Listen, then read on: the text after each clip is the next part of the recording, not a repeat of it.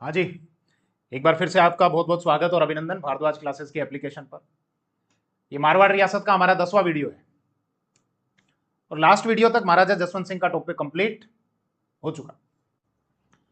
अब अजीत सिंह पर हम बात कर लेते हैं, ध्यान दो।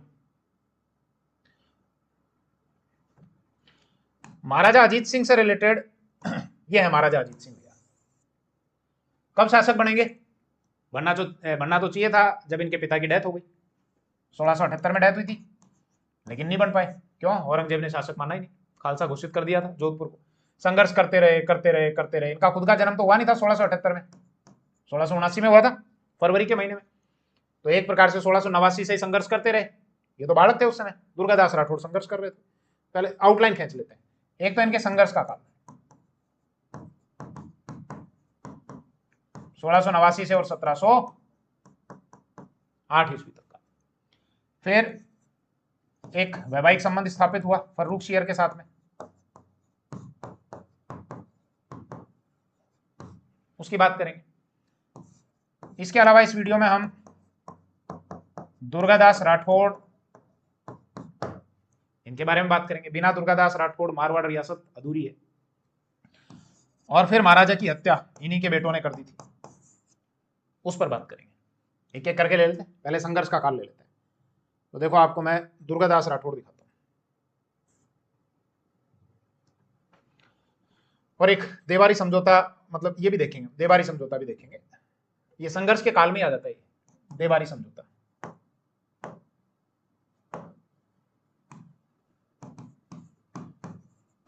इन चीजों पर हम बात करेंगे, ठीक है भैया, ध्यान दो।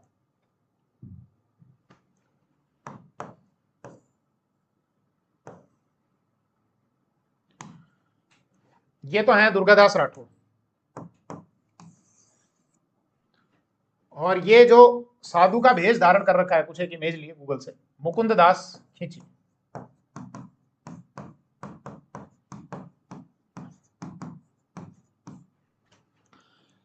बालक अजीत सिंह को दिल्ली से बचाकर लाए दुर्गादास राठौड़, मुकुंदास खींची और गोराधाय। इन्होंने अपने अपने एफर्ट्स लगाए, सुरक्षित निकाल कर लाए। दुर्गादास राठौड़ ने कहा, बोले मुकुंदास जी, बोले हाँ साहब, देखो यहां से तो आपने अजीत सिंह को बचा लिया, आप सपेरे वगैरह बन के गए, जैसे भी आपने निकाला, कई कहानियां है ना, उसमें नहीं जाना। बोले एक काम करो, आप अजीत सिंह को लेके यहां से जाओ। बोले कहां जाऊं साहब? आप एक काम करो, आप चले जाओ कालिंद्री। बोले साहब ये कहां पर है? बोले सिरोही में है ना। बोले वो राजा जी वगैरह विरोध तो नहीं करेंगे? बोले नहीं, सिरोही में बैरी साहब जी अपना समर्थन करेंगे, आप तो जाओ। बोले क्या करना है मेरे को? बोले वहां पे एक ब्राह्मण जी है, जयदेव, जयदेव पुरोहित, पुष्करणा ब्राह्मण है, जयदेव पुष्करणा। बोले उनके घर जाओ, अजीत सिंह को उनके वहां पे रखो और बोलो साहब आप इसका पालन पोषण करो। और कोई आपसे अगर पूछे बालक कहां से आया, बोले हमारा ही बालक है साहब, भेज रखा था ननियाल वगैरह, आप लेके आए हैं इसको। तो अजीत सिंह का बड़े होने तक यहाँ पर पालन पोषण करो। और आप, बोले साहब मैं क्या करूं बताओ? आप एक काम करो, ऐसे तो पहचान में आ जाओगे आप कि आप सैनिक हो, योद्धा हो, आप साधु का भेष धर लो, आप साधु बन जाओ और आस पास में वहीं रहो और नजर रखो कि बालक अजीत सिंह सुरक्षित तो है कि नहीं। देखो अब दुर्गादास राठौड़ का क्या दिमाग चल रहा है। बोला ठीक है साहब। यहाँ पे रखा गया, जयदेव ब्राह्मण के घर पे परवरिश की गई और ये आसपास में नजर रखे हुए कि कहीं कोई औरंगजेब का कोई सैनिक तो नहीं आ रहा, कहीं मुगलों को इस बात की सूचना तो नहीं मिल गई कि अजीत सिंह की यहाँ पे परवरिश की जा रही है, पालन पोषण किया जा रहा है।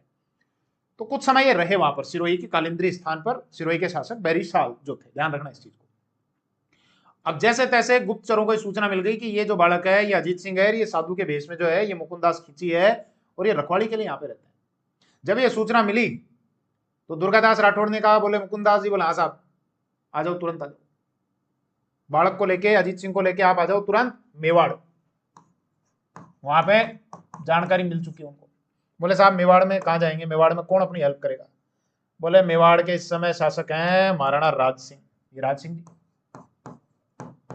और राज सिंह जी अपनी हेल्प करने को तैयार हैं।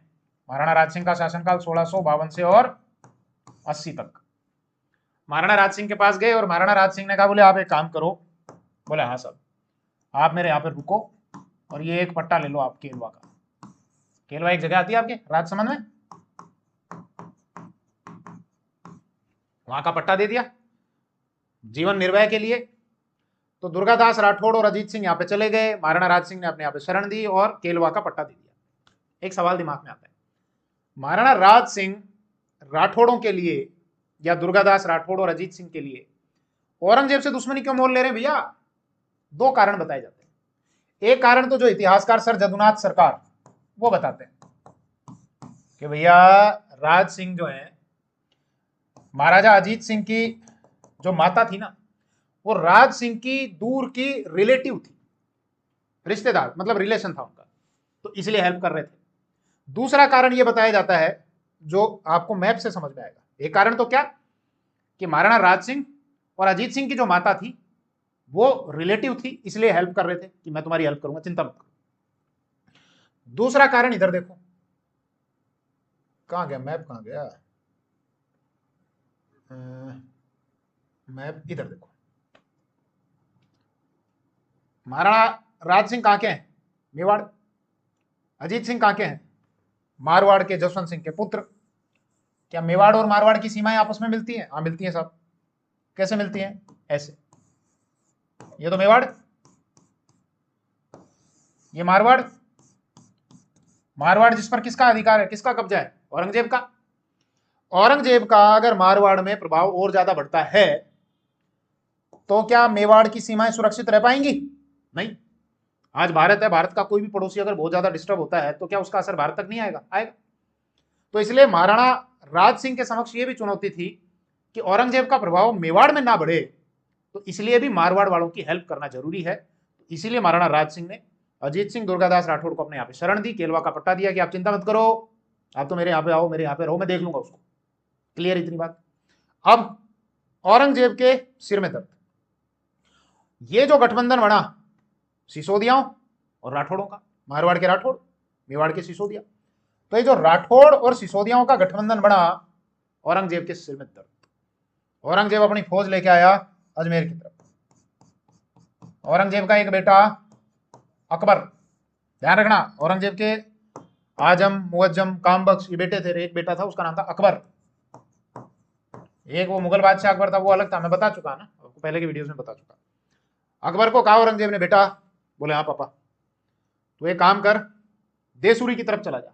देसूरी इधर पालीवाड़ा जो हिस्सा आता है, बोले वहां चला जा, और ये राठौड़ और सिसोदियाओं का गठबंधन बेटा जाके तोड़, तेरे से बहुत उम्मीद है मेरे को। बोले ओके पापा। अकबर इधर आया, महाराणा राज सिंह और दुर्गादास राठौड़ दोनों ने दिमाग लगाया, बोले मुगलों का ऐसे सीधे तो मुकाबला अभी नहीं किया जा सकता। क्यों? क्योंकि एक युद्ध हुआ था इनका 1680 में, एक जगह आती है देबारी, और देबारी में औरंगजेब और मेवाड़ प्लस मारवाड़ की संयुक्त सेना लड़ी थी। मतलब एक तरफ तो दुर्गादास राठौड़ और महाराणा राज सिंह, तो मेवाड़ और मारवाड़ संयुक्त हो गए, दूसरी तरफ औरंगजेब। इन सेनाओं के बीच में मुकाबला हुआ था देबारी स्थान पर 1680 में, और इस देबारी के युद्ध में औरंग जीत गया। औरंगजेब जो है वो जीत गया, ध्यान रखना ये देबारी वाला युद्ध, ठीक है। तो महाराणा राज सिंह और दुर्गादास राठौड़ ने बात की आपस में। देखो क्या बात कर रहे हैं, सुनो इनकी बात आपस में, सुनो ये बात क्या कर रहे हैं। कहां गए? ये देखो, महाराणा राज सिंह ने कहा दुर्गादास जी से, बोले मुगलों का कुछ करना पड़ेगा। बोले क्या? फूट डालनी पड़ेगी। कैसे? औरंगजेब का बेटा है ना अकबर। बोले हाँ। ये कुटिल टाइप का आदमी लग रहा है। बोले कैसे? बोले इसको एक काम करो, मैसेज पहुंचवाओ कि पापा को गद्दी से हटा दे, तू खुद मुगल बादशाह बन जा, हम तेरा साथ देंगे, तेरे को मुगल बादशाह बनाने में राठौड़ और सिसोदिया तेरे साथ हैं, कर दे पापा से विद्रोह। उसके बाद मैसेज पहुंचवाया। अरे बोले क्यों फालतू थक रहा है, क्यों दुखी हो रहा है, क्यों बादशाह की तरफ से तू युद्ध लड़ रहा है, राठौड़ सिसोदिया तेरे साथ हैं, तू आगे बढ़, संघर्ष कर, हम तेरे साथ हैं। 1 जनवरी 1681 ईस्वी को अकबर ने खुद को बादशाह घोषित कर दिया। बोले आज से मैं बादशाह, पापा कोई बादशाह नहीं। 1 जनवरी 1681। अब ध्यान देना, ये सारा दिमाग किसका था? महाराणा राज सिंह और दुर्गादास राठौड़ का। अकबर को विद्रोही बना दिया अपने पापा का, लेकिन महाराणा राज सिंह का शासनकाल तो क्या हो रहा है, मिट क्यों रहा है? महाराणा राज सिंह का शासनकाल तो 1680 में खत्म हो जाता है। मतलब महाराणा राज सिंह अकबर के दिमाग में जो विद्रोह के बीज बो गए थे, वो बीज बो के इनकी तो हो गई मृत्यु। और इनकी मृत्यु के बाद अगले जो मेवाड़ के शासक बने वो बने इनके पुत्र, ये महाराणा जयसिंह 1680 से और 1698 ईस्वी तक। महाराणा जयसिंह जो आप जाते हैं ना, उदयपुर में एक झील है जयसमंद झील, अब तो ध्यान रखना, इसको आप करेक्ट कर लेना। मैंने पिछले वीडियो में आपको उदयपुर जिले बताया, अभी वो जिला चेंज हो गया, सलूम्बर जिला आ गया, तो अब जयसमंद झील आप सलूम्बर में करना है ना, वहां की तहसील या उप तहसील है। तो सलूम्बर जो आपका ये है जयसमंद, वो किस में आता है, सलूम्बर में। तो वापस विषय पर आओ, महाराणा राज सिंह की तो हो गई डेथ। इनकी डेथ के बाद जयसिंह अगले शासक बन गए। जयसिंह ने भी शुरू में राठौड़ों का साथ दिया, मतलब जयसिंह के शुरुआती काल में राठौड़ों और सिसोदियाओं का गठबंधन रहा। जब अकबर ने अपने आप को मुगल बादशाह घोषित कर दिया, नाडोल एक जगह आती है पाली में, कहां आता है नाडोल, पाली में, 1681 की बात है ना। तो इधर तो कौन, दुर्गादास राठौड़, उधर कौन है, महाराणा जयसिंह, ये उसके साथ थे। कैंप वैम्प लगा हुआ था इसका अकबर का, और इसके साथ में दुर्गादास राठौड़ भी और मेवाड़ वाले भी। बोले तेरे साथ है, तू टेंशन मत ले, मस्त रहे तुम। औरंगजेब के टेंशन हुई, बोले बेटे को भेजा था राठौड़ों और सिसोदियाओं का गठबंधन तोड़ने के लिए, ये राठौड़ों और सिसोदियाओं ने मिलकर मेरे खिलाफ ही कर दिया मेरे बेटे को। अकबर का एक आदमी था तहव्वर खां, औरंगजेब ने उसको बुलाया और बुला के उस तहव्वर खां को सल्टा दिया, उसको धमकी वमकी भी दी गई, बेटा आजा नहीं तो तेरे परिवार वाले यही है, देख ले, कुत्तों की तरह नीलाम करूंगा मैं। औरंगजेब ने, मतलब बड़ा सख्त आदमी था वो, तहव्वर खां को मरवा दिया। और फिर औरंगजेब ने उसी प्रकार की चाल चली जैसे शेरशाह सूरी ने चली थी मालदेव के साथ में। औरंगजेब ने लेटर लिखवाए, जाली पत्र, झूठे पत्र, और वो लेटर फेंकवा दिए दुर्गादास राठौड़ के कैंप में। उस लेटर में लिखा था, शाबाश बेटा, बेटा हो तू तेरे जैसा, जिसने राठौड़ और सिसोदियाओं को एक जगह इकट्ठा कर दिया, अब इनको मारने में आसानी रहेगी। दुर्गादास राठौड़ ने जब वो पत्र पढ़ा, सिर चकरा गया, बोले इसका मतलब हमारे साथ षड्यंत्र हो रहा है, ये अकबर जो है ये विश्वास के लायक नहीं है, ये तो अपने पापा से मिला हुआ है और हमको एक जगह इकट्ठा कर दिया इसने, तो ये तो गड़बड़ है। राठौड़ और सिसोदिया वहां से चल दिए। सुबह जब ये उठा तो इसने देखा, बोले ना तो राठौड़ ना सिसोदिया, अकेला छोड़ दिया। कोई मुट्ठी भर सैनिक थे, 100-200 सैनिक पड़े होंगे इसके पास में, ये भागा उनके पीछे पीछे। बोले दुर्गादास जी आप कहां भाग रहे हो, बोले दूर रहो, हमारे पास आने की जरूरत ही नहीं। बोले क्यों, तो क्या हो गया, बोले आप मिले हुए अपने पापा के साथ, ये देखो पत्र, बोले बेटा शाबाश तूने दोनों को इकट्ठा कर दिया। अरे बोले मेरे पापा का दिमाग आप नहीं जानते, पापा ने चाल चली तुम्हारे साथ में। खैर परिस्थितियां बदल गई थी, औरंगजेब अब हावी हो चुका था, अकबर की अब जान को भी खतरा था। हालांकि ये गठबंधन तो टूट चुका था, मतलब एक प्रकार से अब अकबर को तो कमजोर कर ही दिया था। फिर साथ के साथ औरंगजेब ने मेवाड़ वालों को भी अलग किया। मेवाड़ में कौन, महाराणा जयसिंह। महाराणा जयसिंह से कहा कि देखो भाई आप राठौड़ों का साथ छोड़ दो। बोले क्यों, आपको कुछ एक परगने हमने कब्जा कर रखा है आपके कुछ परगनों पर। बोले बताओ कौन से। बोले एक तो आपका मेवाड़ का क्षेत्र आता है पुर, एक आता है मांडल, एक आता है बदनौर। एक काम करो, कब्जा नहीं कर रखा था, सुनना पूरी बात। ये कहा कि आप अलग हो जाओ, क्यों फालतू में लड़ाई वड़ाई कर रहे हो, आप हमको टैक्स दे दो, संधि कर लो, क्या रखा है लड़ाई वड़ाई में।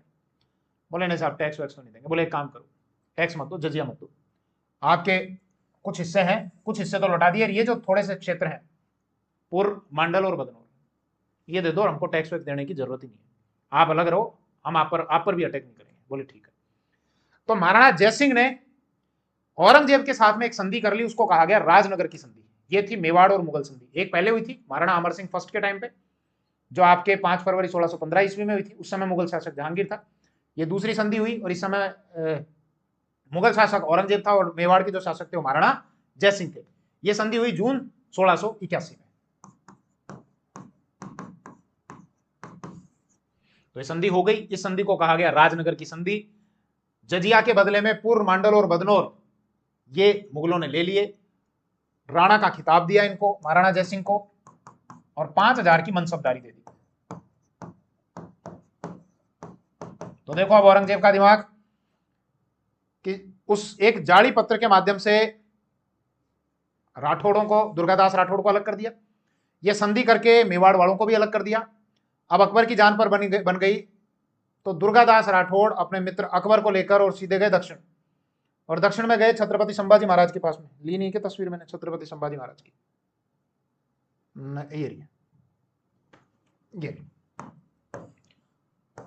ये छत्रपति संभाजी महाराज के पास में चले गए। दुर्गादास राठौड़। किसको लेकर? अकबर को लेकर। इसलिए भी औरंगजेब की बहुत ज्यादा टेंशन हो रही थी कि राठौड़ और सिसोदियाओं का जो गठबंधन था वो तो ठीक था, लेकिन यहां पर अगर ये राठौड़ और मराठों का गठबंधन अगर बन गया तो ये और ज्यादा खतरनाक साबित हो सकता है। तो इसीलिए औरंगजेब ने आनन फानन में एक तो महाराणा जयसिंह के साथ में संधि की, बोले संधि कर लो, आप तो अलग हो जाओ, आपको राणा का खिताब प्लस 5,000 की मनसबदारी प्लस जजिया नहीं लेंगे आपसे, बस ये पूर्वमंडल बदनौर वाला क्षेत्र जो हमको ये दे देना आप। तो अब जब यहां पर आए तो औरंगजेब फिर गया दक्षिण की तरफ, और फिर वो अपना बाकी टाइम दक्षिण की तरफ लड़ता रहता। वो हमारा विषय नहीं है इस वीडियो का। हमारा विषय ये है कि अकबर का क्या हुआ। ये देखो एक इमेज भी ली हुई कुछ बनी हुई, अब ये नेट से ली थी, कुछ समझ लेना आप। ये अकबर को लेके गया, अकबर की पार पड़ी नहीं, तो अकबर ने कहा कि दुर्गादास जी देखो आप मेरे मित्र हो, अब यहां तो पार पड़ नहीं रही, तो मैं तो अब जाता हूं ईरान जाऊंगा, ईरान से सेना वेना इकट्ठा करूंगा, मांगूंगा किसी से मदद, उसके बाद फिर पापा पे अटैक करूंगा। मैं आपको एक जिम्मेदारी देता हूं, मेरा एक तो बेटा है और एक मेरी बेटी, एक पुत्री है, इनको आप संभालो, इनका पालन पोषण करो, इनका आप ध्यान रखो। लिए क्या कोई तस्वीर नहीं, बोले इनका आप पालन पोषण करो, इनको आप संभालो। बोले ठीक है। बेटे का नाम क्या है? बोले बेटा बहुत बुलंद है, इसलिए उसका नाम मैंने बुलंद अख्तर रखा है। और बोले बेटी सफियतु निसा। बेटी क्या है? सफियतु निसा। बोले क्या, कौन सी निसा? बोले सफियतु निसा। बोले ठीक है, निश्चिंत रहो, चिंताएं मत करो, मैं इनका पालन पोषण करूंगा, पूरा ध्यान रखूंगा, आप जाओ। तो ये तो भाग गया ईरान में इसकी हत्या हो गई। यहां पर कौन बचे? बुलंद अख्तर और सफियतु निसा, जो इसकी बेटी थी और इसका बेटा था। दुर्गादास राठौड़ ने देखो इनका बहुत ध्यान रखा, और यहां से दुर्गादास राठौड़ का जो एक चारित्रिक गुण है, उन गुणों की विशेषता भी देखने को मिलती है। सुनना आप किस्सा। बुलंद अख्तर और सफियतुन निसा बड़े हो चुके थे, जवान हो चुके थे। औरंगजेब को यह पता चला कि बोले साहब आपकी जो पोती है, इसकी पोती लगी? बोले पोती है सफियतुन निसा, आपका पोता है बुलंद अख्तर, अकबर के वो बेटे और बेटी। दुर्गादास राठौड़ के पास में बेटी जवान हो चुकी है। इसके ये टेंशन हुई कि बेटी जवान हो चुकी है, तो इसने अपने एक व्यक्ति सुजात खां के पास एक मैसेज भिजवाया। पहले भी कई बार मैसेज भिजवा चुका था, प्रयास कर रहा था कि दुर्गादास राठौड़ इन दोनों को यहां पर सौंप दे, मेरे को दे दे। लेकिन दुर्गादास राठौड़ ने कहा बोले नहीं, मेरा जो मित्र है वो इनकी जिम्मेदारी मेरे को देकर गया था, मैं उसके साथ धोखा नहीं कर सकता, विश्वासघात नहीं कर सकता। इसने अपने एक व्यक्ति से कहा, जोधपुर वाले से, सुजात खां से, कि सुजात खां देख जैसे भी हो मेरे सम्मान की रक्षा कर दिया। एक किताब है फतुहात आलमगिरी, जो गुजरात में जगह आती है पाटन, वहां के नगर ब्राह्मण थे, क्या नाम था उनका, ईश्वरदास नागर, उन्होंने लिखी है किताब, उसमें जानकारी मिलती है इसकी। ईश्वरदास नागर, इनकी एक किताब है फतुहात आलमगिरी।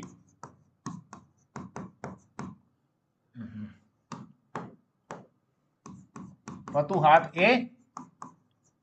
आलमगिरी, उसमें जानकारी देते हैं। तो सुजात खां से कहा कि सुजात खां मेरे सम्मान की रक्षा करो भैया। सुजात खां ने अप्रोच करी ईश्वरदास जी से, ईश्वरदास जी के माध्यम से फिर संदेश पहुंचाया दुर्गादास राठौड़ के पास में। दुर्गादास राठौड़ को जैसे तैसे मनाया और ये कहा कि ठीक है साहब मैं सौंप दूंगा। 1695-96 ईस्वी के आसपास में इन्होंने सफियतुन निसा को सौंप दिया औरंगजेब को, और 1698 में बुलंद अख्तर को लेकर ये खुद गए। बेटी पे ध्यान देना, जब बेटी को सौंपा तो औरंगजेब ने कहा कि भाई एक तो बेटी की कोई व्यवस्था कराओ, मतलब अपने लोगों से कहा औरंगजेब ने कि मेरी जो पोती है सफियतुन निसा, तो इसकी इस्लामी रीति रिवाज से शिक्षा दीक्षा कराई जाए, क्योंकि ये तो वहां एक हिंदू के घर पे रही है, तो इस प्रकार से तो इसकी परवरिश नहीं हुई होगी। तो जब वो बुलाने लगा किसी मौलवी को, तो सफियतुन निसा ने कहा कि दादाजी मेरी पूरी इस्लामिक रीति रिवाज से ही पूरी शिक्षा दीक्षा हुई है। बोले अच्छा, तो हिंदू के घर थी, वहां किसने किया ऐसा? बोले दुर्गा बाबा ने। तो औरंगजेब को बड़ा ये लगा कि एक दुर्गादास राठौड़ जो लगातार हमसे संघर्ष कर रहे हैं, हमारे साथ युद्ध कर रहे हैं कंटिन्यू, देख लो ना 1695 की बात चल रही है, और कब से चल रहा है संघर्ष? महाराजा जसवंत सिंह की डेथ हुई थी 1678, तब से लगातार चल रहा है। तो मतलब उस व्यक्ति के मन में तुम्हारे लिए कोई द्वेष नहीं था। कैसा दिखता है वो किसी लाभ की उम्मीद में तो नहीं है हमसे। बोले पता नहीं दादाजी, मैं जब थोड़ी समझदार हुई, थोड़ी बड़ी हुई, तो उसके बाद से मैंने दुर्गा बाबा को देखा ही नहीं। बाबो कहत पुकारती देखियो नहीं उंडरो वेश, कारण की निज नैन देखियो नहीं दुर्गेश। मतलब मैं तो बाबा कह के पुकारती थी, मैंने कभी देखा ही नहीं, खुद की आंखों से मैंने कभी देखा ही नहीं उनको। और वो जब भी मेरे सामने आते थे वो एक पर्दे में आते थे, ना तो वो मेरा चेहरा देखते थे ना मैं उनका चेहरा देखती थी। औरंगजेब के मन में यह होगा, वाह, नैतिक चरित्र अगर हो किसी व्यक्ति के तो दुर्गादास राठौड़ जैसे, कि अपने दुश्मन की जो पोती है उसका भी खुद की बेटी के समान ही परवरिश किया जा रहा है, और दूसरा अपोजिट धर्म होने के बावजूद भी, अब अपोजिट कहो या अलग धर्म होने के बावजूद भी इस्लामिक रीति रिवाज से ही उसको शिक्षा दीक्षा दी जा रही है। औरंगजेब बड़ा प्रसन्न हुआ और औरंगजेब ने कुछ परगने दिए दुर्गादास राठौड़ को, मेड़ता, इसके अलावा सिवाना और जैतारण, और 3000 की जात और 2000 का एक मनसबदार, कुछ ऐसा भी बनाया था इनको, ये दुर्गादास राठौड़। तो औरंगजेब के पोते और पोती को तो सौंप दिया। अब आगे चलते हैं, अब महाराजा अजीत सिंह को जोधपुर का शासक बना देते हैं। इधर आओ।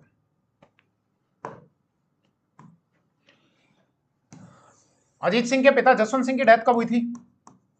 1678 में। औरंगजेब की डेथ कब होती है? 1707 में। औरंगजेब ने अपने जीवित रहते अजीत सिंह को कभी भी जोधपुर का शासक नहीं बनने दिया। दुर्गादास राठौड़ लगातार प्रयास करते रहे और फाइनली 1708 ईस्वी में अजीत सिंह जोधपुर के शासक बने। तो 1678 से 1708 कितने साल हो गए? 30 साल।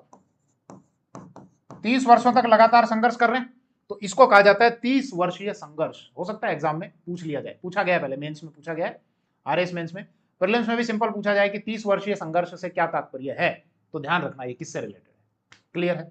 अब किस्सा क्या आता है सुनना। अब अजीत सिंह शासक कैसे बनेंगे जोधपुर के? 1707 में औरंगजेब की हो जाती है डेथ। औरंगजेब के बेटे, वैसे मेवाड़ रियासत में मैंने बताया आपको, ये डिटेल से बताया, इसलिए मैं उतना ज्यादा डिटेल से चर्चा नहीं करूंगा, मेवाड़ रियासत देखना। औरंगजेब के बेटे आजम, मुअज्जम,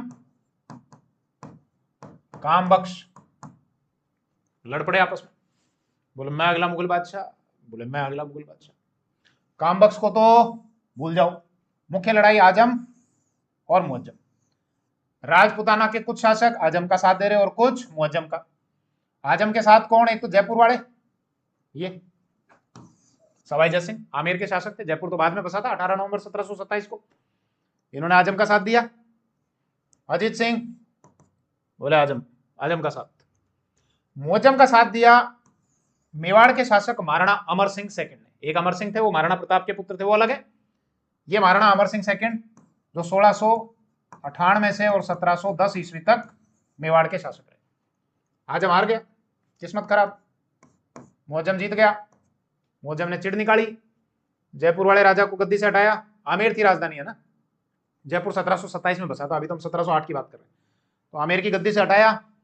इनके जो भाई थे विजय सिंह, उनको शासक बना दिया आमेर का। आमेर का नाम चेंज कर दिया, मोमिनाबाद किया, इस्लामाबाद किया। पहले मोमिनाबाद रखा, फिर इस्लामाबाद रखा, मतलब अब ये पद विहीन शासक, गद्दी गई आज से। अजीत सिंह इनके पास भी पोस्ट नहीं, बोले हटो, गद्दी ना इनके पास है, ये भी पद विहीन राजा, ये भी पद विहीन राजा। दोनों आपस में बैठे, बोले क्या करें क्या करें, कहाँ जाएं। बोले मेवाड़ चलते हैं। मेवाड़ किसके पास? महाराणा अमर सिंह के पास। महाराणा अमर सिंह से कहा हेल्प करो आप हमारी। बोले ठीक है। मेवाड़ की सहायता से जय सिंह को आमेर का शासक बना दिया गया और अजीत सिंह को जोधपुर का शासक बना दिया गया। तीनों इकट्ठे हो गए। महाराणा अमर सिंह ने जब सवाई जय सिंह की हेल्प की तो इनसे कहा कि साहब मेरी पुत्री है चंद्रकंवर, चंद्रकंवर से कुछ शर्तें हैं, मैं हेल्प तो कर रहा हूं आपकी, लेकिन शर्तें हैं मेरी। बोले बताओ।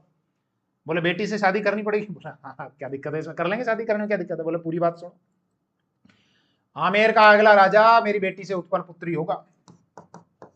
बोले ठीक है, मैं वचन देता हूं।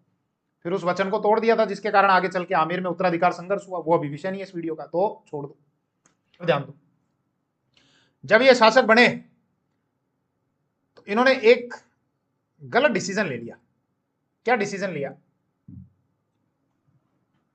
वो दुर्गादास राठौड़ वो जीवन भर संघर्ष करते रहे अजीत सिंह को शासक बनाने को लेकर, कि अजीत सिंह जैसे ही शासक बन जाए बस मुझे इसके अलावा कुछ नहीं चाहिए। दुर्गादास राठौड़ जब औरंगजेब की पोती और पोते को छोड़ने के लिए गए, औरंगजेब ने कहा कि मैं बड़ा खुश हूं, बताओ क्या चाहिए आपको। तो भी उन्होंने यही कहा था कि मुझे अपने लिए कुछ नहीं चाहिए, हमारे तो अजीत सिंह को जोधपुर का शासक वापस बना दिया जाए। और औरंगजेब जोधपुर देने को तैयार था दुर्गादास राठौड़ को, अजीत सिंह को नहीं। बोले आपको जो चाहिए वो आप ले लो। एक कुछ पंक्तियां भी है बड़ी शानदार कि दुर्गादास राठौड़ के संबंध में, कि दुर्गादास राठौड़ ने जो रिप्लाई किया औरंगजेब को कि खग वालो जग वालो मर्दर देश, श्याम धर्म वालो नित वालो नरेश।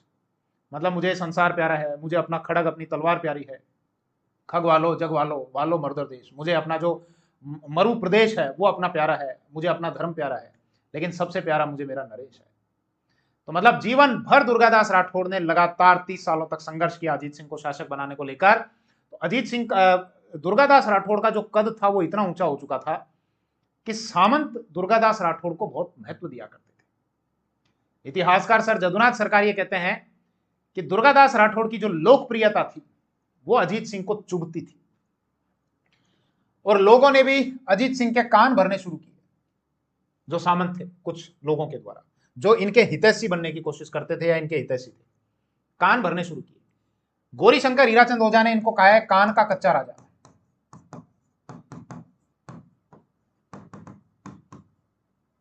कच्चा राजा। उस स्वामी भक्त दुर्गादास राठौड़ को इन्होंने राज्य से निष्कासित कर दिया अजीत सिंह ने। दुर्गादास राठौड़ यहां से गए, मेवाड़ पहुंचे, और मेवाड़ के महाराणा अमर सिंह सेकंड,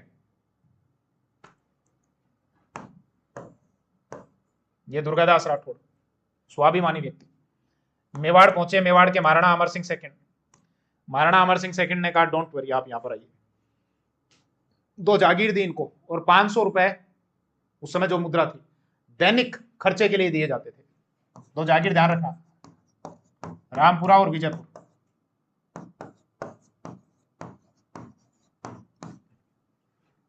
दुर्गादास राठौड़ मेवाड़ के बाद गए वर्तमान जो मध्य प्रदेश है, ये देखो ये छतरी दिख रही है, आप मध्य प्रदेश जाओ, एक जगह उज्जैन, उज्जैन में शिप्री नदी है, शिप्री नदी के किनारे दुर्गादास राठौड़ का अंतिम संस्कार किया गया और वहीं पर ये छतरी बनाई गई। ये दुर्गादास राठौड़ की छतरी है। 1718 22 नवंबर 1718 को दुर्गादास राठौड़ का निधन हो गया था। कहां पर? उज्जैन में। उज्जैन में इनकी छतरी बनी हुई है, कहां पर? शिप्री नदी के किनारे। थोड़ा सा दुर्गादास राठौड़ का परिचय लेना बहुत जरूरी है। वैसे ज्यादातर जो मैं सोर्स देखता हूँ गौरीशंकर हीराचंद ओझा की जो किताब है जोधपुर राज्य का इतिहास, उसका जो 2nd एडिशन है वो दुर्गादास राठौड़ को समर्पित है। ओझा जी ने जो अपनी किताब लिखी है उसका जो दूसरा पार्ट है वो किसको समर्पित है? दुर्गादास राठौड़ को। पूछा हुआ है किसी एग्जाम में। तो कौन थे दुर्गादास राठौड़? सुनना जरा बात को। जोधपुर राजा जसवंत सिंह के एक दरबारी थे आस्करण। महाराजा जसवंत सिंह के एक दरबारी थे आस्करण। उनकी पत्नी थी नेत कंवर। नेत कंवर से पुत्र उत्पन्न हुए दुर्गादास राठौड़। आस्करण इनको कमलाइत करते थे, तो दोनों मां और पुत्रों को एक प्रकार से छोड़ सा दिया था, अपने साथ नहीं रखते थे। और इनके जीवन निर्वाह के लिए एक जागीर दे दी गई थी लूणवा, कि यहां पे रहो, खेती वेती कर लेना और अपना जीवन निर्वाह कर लेना।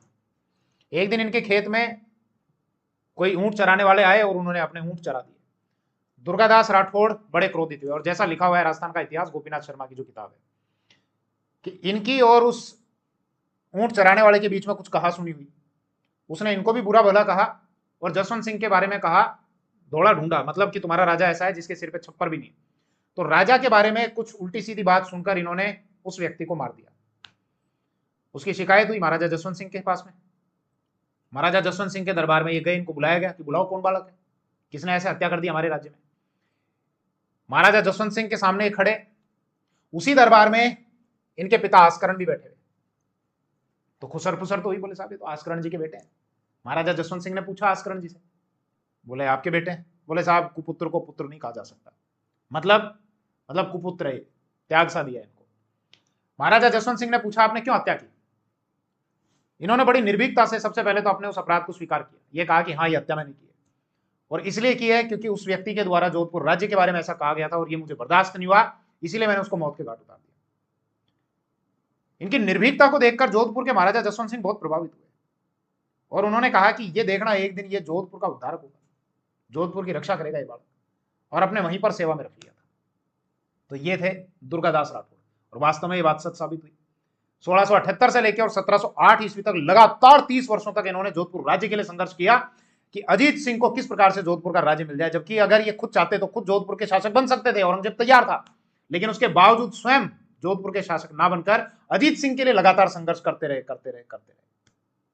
और अजीत सिंह ने बहकावे में आकर या इनकी लोकप्रियता के कारण, जैसा जदुनाथ सरकार ये कहते हैं कि इनकी लोकप्रियता ज्यादा थी उसके कारण, और गौरीशंकर हीराचंद ओझा ये कहते हैं कि अजीत सिंह कान के कच्चे थे। अजीत सिंह में कोई दोष नहीं था, सिर्फ एक इस दोष को छोड़कर कि इन्होंने स्वामी भक्त दुर्गादास राठौड़ जैसे व्यक्ति को अपने राज्य से निष्कासित कर दिया। खैर, कुछ फैक्ट इनसे रिलेटेड ध्यान रखना। जोधपुर राज्य का इतिहास पार्ट 2 किसको समर्पित किया ओझा जी ने? दुर्गादास राठौड़ को। जन्म कहां हुआ इनका? ध्यान रखना, सालवा, जोधपुर में, सालवा में। कब हुआ था? रखो तो रख लेना ध्यान इसको, 13 अगस्त 1638 को। ये 38 वही साल है जिस साल में जोधपुर के महाराजा जसवंत सिंह शासक बने थे। गज सिंह की तो मृत्यु हो गई थी और जसवंत सिंह शासक बने थे, उस समय इनका जन्म हुआ था। डेथ कब हुई थी? 22 नवंबर 1718 ईस्वी को। पिता आस्करण, माता नेत कंवर। पिता ने कौन सी जागीर? लूणवा। जब राज्य से निष्कासित किया गया तो 2 जागीर इनको मिली थी, रामपुरा और विजयपुर की। ये किसने दी थी? महाराणा अमर सिंह सेकंड ने। इसके अलावा मैंने एक और जागीर बताई थी आपको, केलवा का पट्टा दिया था। किसने? महाराणा राज सिंह ने। जब वो कालिंद्री लेकर गए थे अजीत सिंह को और उनका पता लग गया था कि साहब जयदेव पुष्करणा कोई उनकी परवरिश कर रहे हैं, मुकुंदास खींची वहां पर साधु के वेश में घूम रहे हैं, तो फिर महाराणा राज सिंह ने जब यहाँ पर शरण दी थी तो केलवा का पट्टा दिया था, वो ध्यान रखना। फिर अंतिम समय में कहां पर गए? ये उज्जैन के पास, उज्जैन चले गए, वहीं पर रहते हुए इनकी मृत्यु हो गई और वहीं पर क्षिप्री नदी के किनारे इनका अंतिम संस्कार कर दिया गया और ये इनकी है छत्री। क्लियर? ये फैक्ट कुछ ध्यान रखना। ये तो वही, ये किताब है जोधपुर राज्य का इतिहास पार्ट 2, दुर्गादास राठौड़ को समर्पित, गौरीशंकर हीराचंद ओझा। ये सर जदुनाथ सरकार जिन्होंने कहा कि इनकी लोकप्रियता के कारण अजीत सिंह ने इनको राज्य से निष्कासित कर दिया। इनका एक कथन और ध्यान रखना गौरीशंकर हीराचंद ओझा का, कि राठौड़ वंश में हमेशा दुर्गादास राठौड़ का नाम अमर रहेगा। ये कथन पूछा हुआ है पहले कि ये कथन किसके द्वारा कहा गया है? गौरीशंकर हीराचंद ओझा के द्वारा। फिर ये ध्यान रखना, ये एक व्यक्ति है गैरिबोल्डी, इटली का है। जिस प्रकार दुर्गादास राठौड़ ने पूरे जीवन भर संघर्ष किया और अंतिम समय में अपने स्वाभिमान के लिए फिर छोड़कर चले गए, उसी प्रकार से ये एक व्यक्ति गैरिबोल्डी, इटली का एक व्यक्ति है जिसने अपने राज्य के लिए लगभग उसी प्रकार से काम किया था और बाद में फिर एकांत में रहने लग गए थे, सब कुछ छोड़ छाड़ कर। इनको कहा जाता है राजपुताने का गैरिबोल्डी। किनको? दुर्गादास राठौड़ को। इसके अलावा कुछ और आप ध्यान रखना, अणबिंदिया मोती, ऐसा मोती जिसे बींदा नहीं गया है, प्योर मोती है, प्योर पर्ल है, मारवाड़ का अण बिंदिया मोती, दुर्गादास राठौड़। इसके अलावा राठौड़ों का यूलिसेस,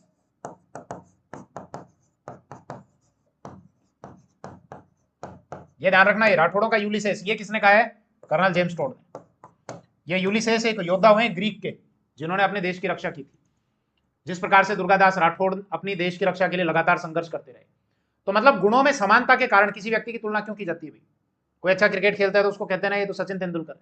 अब तो हो सकता है कुछ और कहते होंगे, हमारे टाइम में तो सचिन तेंदुलकर कहते थे। तो गुणों में समानता के कारण ही तो कहते हैं। तो राजपुताने का गैरिबोल्डी या अणबिंदिया मोती या राठौड़ों का यूलिसेस, किनको कहा गया? दुर्गादास राठौड़ को। क्लियर? ठीक है, अब इसके बाद और क्या रह गया? ठीक है, 2-1 पॉइंट और हैं। एक तो वैवाहिक संबंध,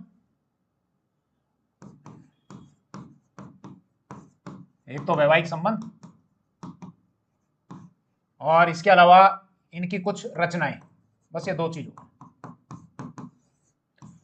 पहले वैवाहिक संबंध की बात करते हैं, ध्यान दो। एक मुगल शासक आपको दिखाता हूं मैं, कहां गया फर्रुखशेर, कहां गया?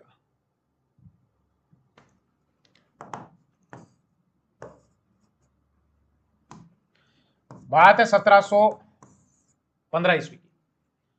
मुगल शासक था ये फर्रुखशेर।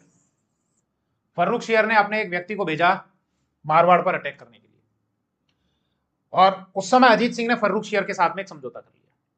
समझौते के तहत एक तो अपने पुत्र अभय सिंह को मुगल दरबार में भेज दिया और इनकी पुत्री थी इंद्र कंवर, उसका विवाह मुगल शासक फर्रुखशेर के साथ में कर दिया।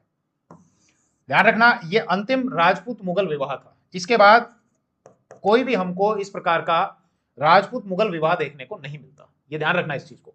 इंद्र कंवर का विवाह किया गया था। अभी ये वापस भी लेकर आ गए थे और फिर से शुद्धिकरण कराया था, उस चीज को मैं अभी आपको बताऊंगा, ध्यान देना। 1719 ईस्वी में फर्रुखशेर की हत्या कर दी गई थी। फर्रुखशेर अपने हरम में था। हरम मतलब हरम, जनान खाना, रनिवास, वो जगह जहां पर महिलाएं रहती थी, वहीं से इसको पकड़ा और पकड़ने के बाद बिना पगड़ी के इसको घसीटा गया। फर्रुख शेर की आंखें फोड़ दी। और दिल्ली में एक जगह आती है त्रिपोलिया गेट, पहले वो जेल थी, वहां पर इसको बंद कर दिया गया, इसको बड़ी बेरहमी से मारा गया। उसी प्रकार से मारा गया था जिस प्रकार से इसने बड़ी बेरहमी से बंदा सिंह बहादुर को मारा था। अभी मैं चर्चा करूंगा। फर्रुख शेर को जब मारा गया तो उसमें मराठे प्लस सैयद बंधु प्लस जोधपुर के महाराजा अजीत सिंह का इसमें हाथ था। महाराजा अजीत सिंह, मराठों और सैयद बंधुओं ने इसकी हत्या कराई। इसकी हत्या कराने के बाद महाराजा अजीत सिंह अपनी पुत्री को लेकर आए, उसका शुद्धिकरण कराया और उसके बाद फिर किसी हिंदू युवक से ही उसका विवाह कर दिया गया था। अब सुनना एक बार, यह किताब है लेटर मुगल्स, विलियम इरविन ने लिखी है। इस किताब में जैसी जानकारी है कि एक योद्धा बंदा सिंह बहादुर, इस बंदा सिंह बहादुर को फर्रुख शेर ने बहुत बेरहमी के साथ में मारा था। पूरा डिटेल से देखना तो यूट्यूब पर मेरा एक वीडियो है, उसको आप सर्च कर लेना। थोड़ा सा मैं बता देता हूं। इसको पकड़ा गया, इसके सामने ही इसके बेटे को काटा गया। पहले इसको कहा गया कि अपने बेटे को मारो, इसने मना कर दिया, तो इसके सामने इसके बेटे को मारा गया। छोटा सा बेटा था, उसका कलेजा निकाला गया, उसका कलेजा इसके मुंह में ठूसा गया। उस किताब में लिखा हुआ है बाकायदा, जो मैंने किताब अभी आपको बताई। उसके बाद एक एक करके इसका हाथ काटा गया, पैर काटा गया, इसकी चमड़ी को गर्म सलाखों से खींचा गया और फिर इसको भी फाइनली मार दिया गया। इसीलिए इसको कहा गया घृणित कायर। फर्रुख शेर को यह उपाधि मिली हुई है, घृणित कायर कहा गया। जैसे फर्रुख शेर ने इसकी हत्या की थी उसी प्रकार से इसको भी तड़पाकर मार दिया गया। और इसको जब मारा गया तो उसकी हत्या में मराठे प्लस सैयद बंधु प्लस जोधपुर के महाराजा अजीत सिंह का भी हाथ था। इस बात को ध्यान रखना, क्योंकि अब आगे चलकर एक चीज एक और लिंक होगी कि महाराजा अजीत सिंह की भी हत्या कर दी जाएगी। क्लियर इतनी बात? यहां से फैक्ट ध्यान रखने वाला क्या है, इंद्र कंवर, ये अंतिम विवाह 1715 में समझौता और अभय सिंह को भेज दिया गया था मुगल दरबार में। अब फाइनल ये आता है कि महाराजा अजीत सिंह की इनके पुत्रों के द्वारा हत्या कर दी गई थी 23 जून 1724 ईस्वी को। इनके पुत्र थे बख्त सिंह और अभय सिंह, वही अभय सिंह जिनको समझौते के तहत मुगल दरबार में भेज दिया गया था। सवाल यह है, अपने पिता की हत्या इन्होंने क्यों की? इधर जान, जैसा सोर्सेज ये कहते हैं,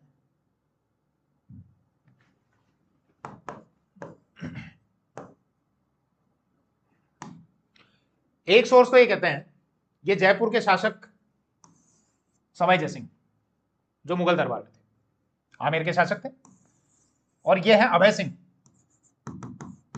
अजीत सिंह के पुत्र।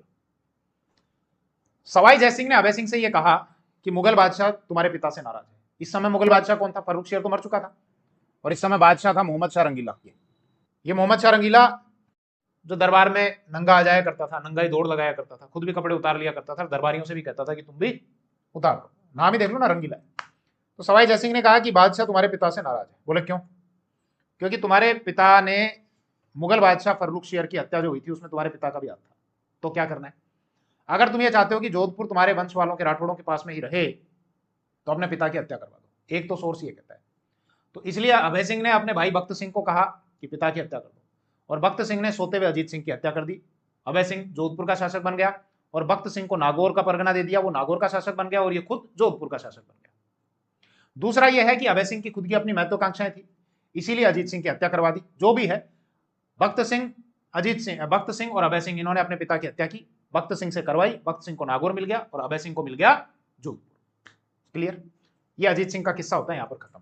ऐसा कोई एक सवाल पूछा हुआ है, देखो आरपीएससी के किसी एग्जाम में, ऐसा कौन सा शासक है जब इसका अंतिम संस्कार किया गया तो उनके अंतिम संस्कार में बहुत सारे पशु पक्षी वो जलकर मर गए थे। अब आप ये सोचते होंगे ये सब पशु पक्षी कैसे जलकर मरेंगे जाकर? भाई किसी व्यक्ति की मृत्यु है तो पशु पक्षी में क्या भावनात्मक वेग इतना प्रबल होता है कि वो जाकर और चिता पर बैठ जाएगा और फिर जलकर मर जाएगा? बताया जाता है बहुत सारे मोर हैं, बंदर हैं, बहुत सारे पशु पक्षी थे वो जलकर मर गए।